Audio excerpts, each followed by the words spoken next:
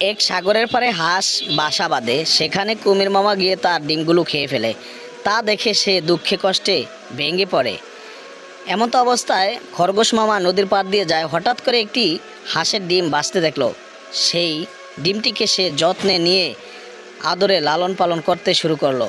তো তা থেকে একটি ফুটফুটে সুন্দর হাঁসের বাচ্চা বেরিয়ে আসে। সেটাকে সে যত্নে বাচ্চার মতো, নিজের বাচ্চার মতো করে লালন পালন করতে থাকে।